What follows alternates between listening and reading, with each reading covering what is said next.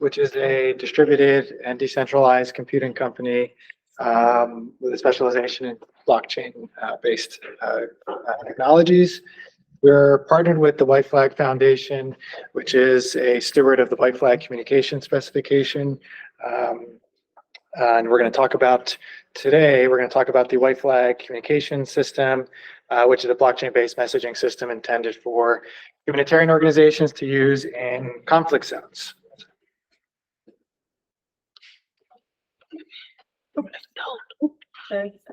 That's on me. Give me a second.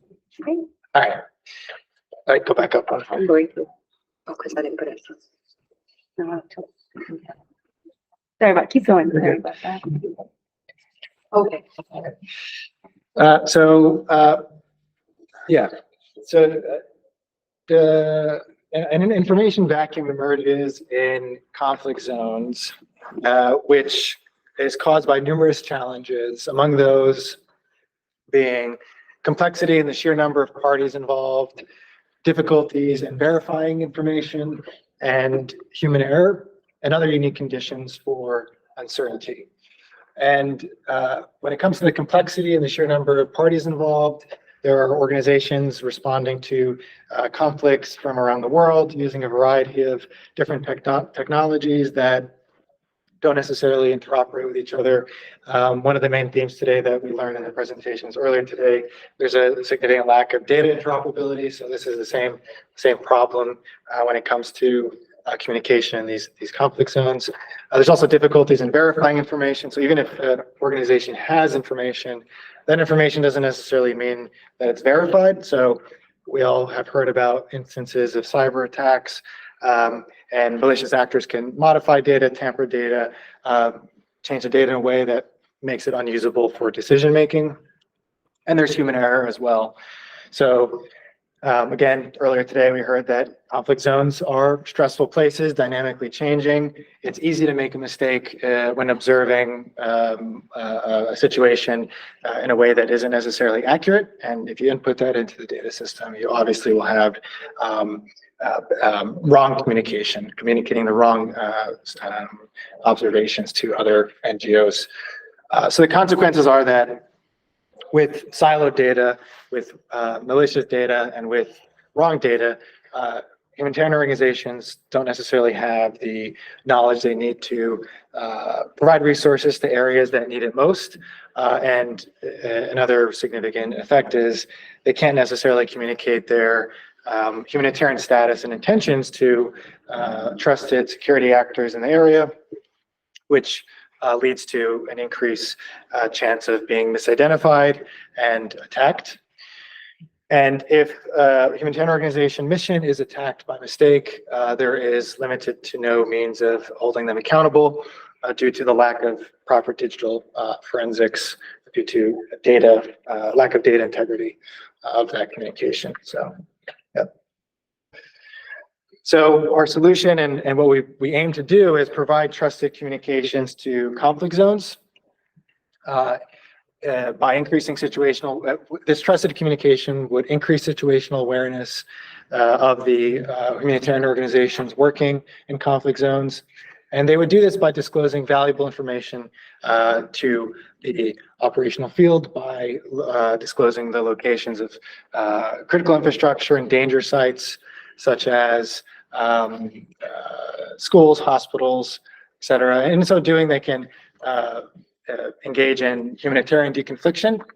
And so doing, they can communicate this location to local trusted partners, and they can also coordinate aid effectively by ensuring that resources aren't wasted in areas that aren't maximizing their impact. And importantly, by increasing situational awareness, removing this fog of conflict, there can be prevention of collateral damage by using this communication system, which allows them to notify others that they're protected under international humanitarian law. So the Whiteflag communication system is providing this means to these humanitarian organizations, and If you look at the diagram in the bottom right, that's the best way to kind of grasp this technology. So we have the internet, which we're all familiar with. And on top of the internet, we have a blockchain system that is connecting various stakeholder devices. And the devices can communicate with each other using blockchain-based predefined digital symbols and signs that are unambiguously understood and unambiguously indicating that they're protected by international humanitarian law. So, for example, a digital Red Cross can be communicated from one party coming from one country with one type of language to another party coming from a different area, and it's understood that that digital Red Cross on a geospatially located area is protected by IHL. In addition, it allows for numerous stakeholders coming from different, using different data systems. They can each access the same ledger, the same blockchain system without needing to disclose sensitive data in their respective systems. And this is important because it provides reliable communication for the provision of aid. Now humanitarian organizations can coordinate with each other, share information reliably without worry that there is ulterior motive. And I'm going to go into that a little bit in the next slide. So I'll move to the next point, that because it's on the blockchain, this information can be or is compliant to digital forensic standards. So the data is authentic, it's accurate or secure, and it's also complete. So if there is a violation of IHL, there can be proper due process, and there can be iteration and improvement of the systems intended to protect humanitarian organizations. So this is a rough schematic of how our two data systems differ. So centralized systems, so centralized data providers provide everything to everyone. And because of that, we have a lot of power over the way coordination can function in these environments. So as we know, in social media platforms, data gets deleted if it suits the central organization. It's hidden in many ways too. And it's also allows for black box systems to exist, which means we don't know if there's a backdoor of some kind, what kind of cybersecurity quality we have within a data system. A decentralized system is different, and it's a shift in thinking of how data infrastructure is maintained and used. So rather than having one stakeholder managing it all, you would have every stakeholder that's participating in the network can run their own infrastructure, and they each run a copy of a ledger of data, and this ledger would reinforce each other. So if one stakeholder were to change the data, delete it, modify it, the other systems, the other servers that the other stakeholders are running could catch that there's a change happening, and they can ensure that it doesn't, that there's accountability and that there is no significant change. Yep. So because of that quality of the blockchain system, we have numerous characteristics that are worthwhile to mention. We have neutrality, interoperability, availability, authentication, data integrity, confidentiality, and transparency. And only the Whiteflag communication system provides all of these qualities relative to other systems that we might be familiar with, like WhatsApp, Twitter, Facebook, and it's uniquely suited for the needs of humanitarian organizations here. So the neutrality means that there is no one party that dictates the rules governing the data usage and the data infrastructure. So it's always available for people to access, and it doesn't have any affiliation. Interoperability, again, another theme that we heard a lot about today. So Whiteflag is standardized, it is structured data. So this makes it very easy to pick up in a short time frame and to use and integrate into other data systems for decision-making processes. It's available, so it's never going to be shut down. It's resilient due to its decentralized infrastructure nature. The authentication. So in addition to having this digital Red Cross capability, we also have digital identity capability. So there's something known as a cryptographic identity proof. So an organization like, let's say, humanitarian organization A can cryptographically prove that they are who they say they are. And when they submit any message, they can prove that that message is theirs. And this obviously can prevent against malicious disinformation or malicious misinformation, impersonation, which unfortunately we see a lot of in today's information space when it comes to conflict zones, different crises that are occurring around the world in these areas. And the data integrity is also protected. So messages, the data that's used to communicate, but also to do archival research on digital forensics cases is immutably ingrained on the chain. So there's 100% assurance that the message that is submitted by the humanitarian organization is not changed, tampered with, et cetera, which is very valuable. And if there is a need for confidentiality, so if there's a need to encrypt it, you can encrypt the message, sharing it only with trusted actors that the humanitarian organization is working with at a particular point in time. So that's super helpful too. And the transparency aspect. So this is all open source technology. So anyone can review the code. They can ensure the code is not containing any malicious threat. It's also it's accessible. So anyone can read the message if it's unencrypted. If it's encrypted, you obviously have to have the right permissions to access the data. But all right, thanks. So this is a further comparison to contextualize it in reference to pre-existing deconfliction platforms that humanitarian organizations use. So the most popular ones, the ones that are well known, OCHAs and relief webs. They're centralized systems that are governed by a centralized entity. They're black box systems typically, so we don't necessarily know what's going on with the message, with the data. And that's could be a problem if there are cybersecurity threats that are changing, modifying the data.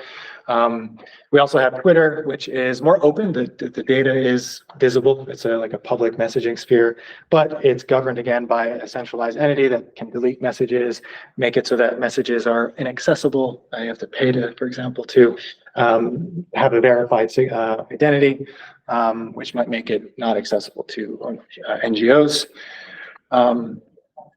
And yeah, that's good. So so I'm going to talk about the pilot now. So all of this information, this kind of background of Whiteflag, it comes together in the pilot that we're running and we're building right now with Save the Children, South Sudan.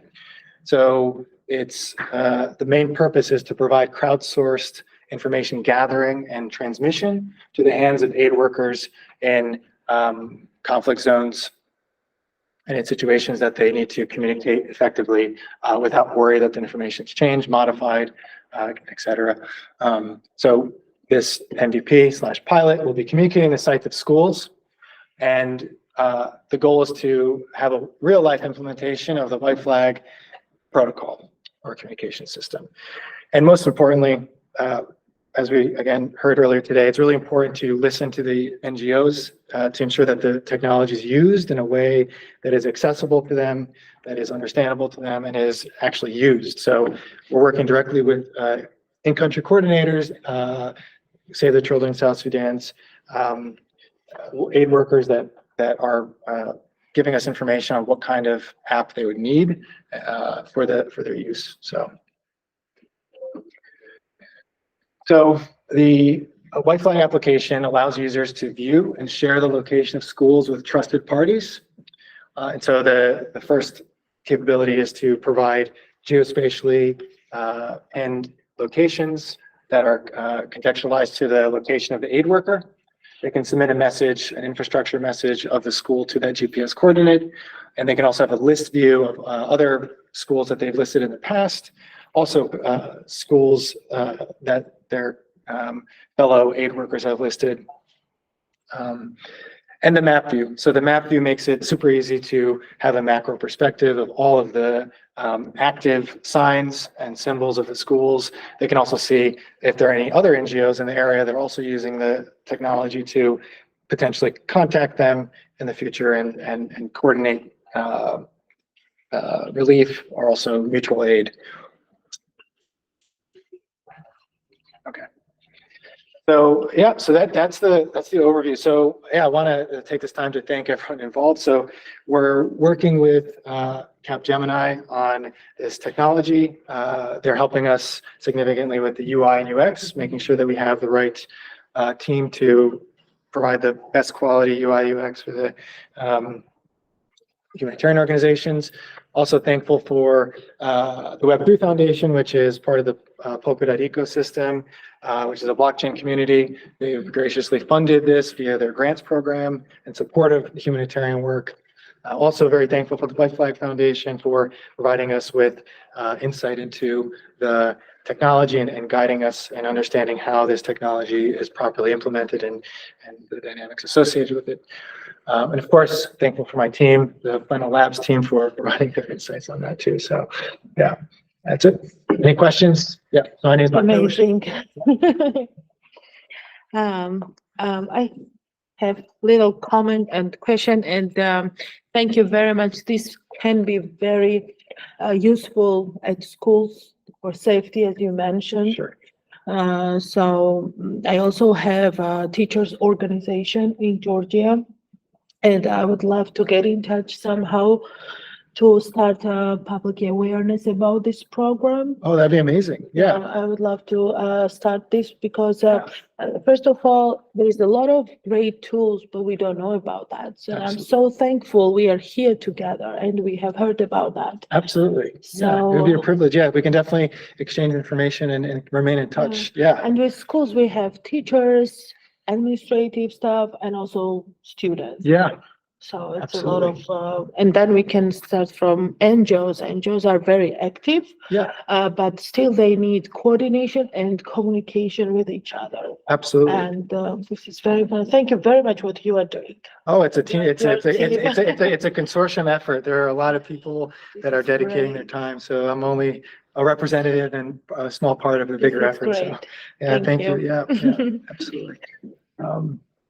Yeah, and actually for demining, there's a whole message set for mining, for demining, registering mines on those. I thought that was all the question I was going to ask. Yeah, yeah. Yes, there's a demining set. So as you guys probably know, the mining data is fractured oftentimes. It's difficult to act on that. So, one organization can demine a certain area, and then how do you communicate that to another organization without losing it? Make sure it's verified. So it's kind of, also something that Whiteflag can be used for sure. Yeah. Question, Yeah. is this a mobile first application? Yeah, the first thing will be a mobile application, but it can, it's the first MVP will be mobile, online. Just to make it more accessible. Make it more accessible and to go right to the MVP. Yeah. So does everyone who, has an account, do they have to have a registered sort of account onto the system? Yeah, you have to go through the registration process, and Whiteflag has a series of identity authentication mechanisms, like an ID proofing system to ensure that say, for example, Save the Children, they can post like a cryptographic proof on their website, and then the Whiteflag protocol actually picks it up and then incorporates it into the chain so you can cryptographically prove any message that Save the Children shows. Yeah. Also, it can be good for women who are victim of violence. Yeah, we've been in discussion with some So nonprofits for that in the DRC actually. So yeah, It's like helping each other at the right time, right place. absolutely. To identify Absolutely. the problem. Yeah, absolutely. So thank you for listening. And if there are any other questions, you can definitely reach out to me or us via the email or after any other questions? Any questions online? Okay. I think there are no questions online. I'm going to stop the recording now. All right, thank you.